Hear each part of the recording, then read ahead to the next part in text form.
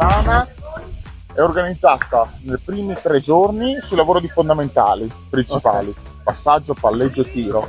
Successivamente ci si organizza sulle spaziature e il lavoro 1 contro 1 fino a finire gli ultimi 2 giorni al torneo 3 contro 3 e al torneo 5 contro 5. I numeri che sono tra i più grandi del nord Italia, quindi siamo una realtà importante, un progetto che è stimato anche all'estero perché abbiamo una parte international. Quest'anno le attività inserite sono il sand basketball, quindi il basket sulla spiaggia con i canestri ufficiali ad altezza ufficiale, ma con delle regole ben precise, quindi ci sono le regole della pallamano perché evidentemente non c'è il palleggio sulla sabbia e quindi è un'attività molto bella perché non essendoci il palleggio i ragazzi sono costretti e invogliati a passarsi la palla, quindi per noi è molto importante ed è considerata l'attività innovativa del 2023.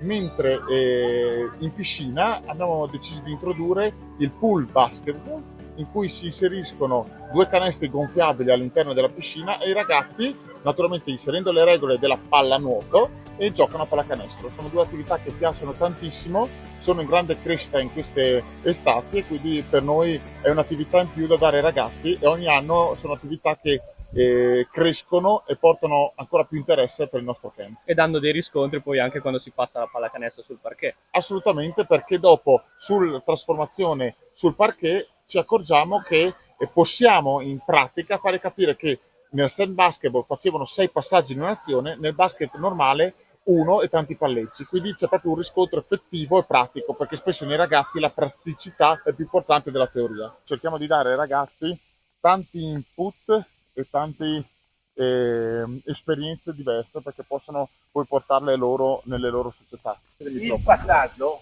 a livello giovanili è il fondamentale più importante perché tiene vicino la squadra, la tiene unita. Il piacere di passare la palla al compagno è una cosa che verrà ricambiata. L'importante è che sia un obiettivo condiviso, è quello che noi dobbiamo avere, che ci accomuna e che ci fa diventare una partita bravo uno, bravo un altro, ma il passaggio è quello che aiuta a fare squadra.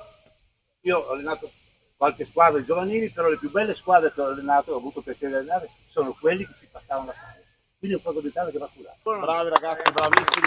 Vittorio è un amico, parte mio, ma anche dei ragazzi del camp, quindi ogni anno è il nostro giocatore più richiesto per simpatia, per unione, quindi per pluralità. I ragazzini ovviamente vengono qua per prendere tutto ciò che possono, noi li trattiamo come dei professionisti, sono H24 anche insieme a noi, quindi vedono come mangiare, come dormire, come allenarsi, come recuperare, quindi sono super disponibili loro, lo siamo noi e ci mettono veramente del loro.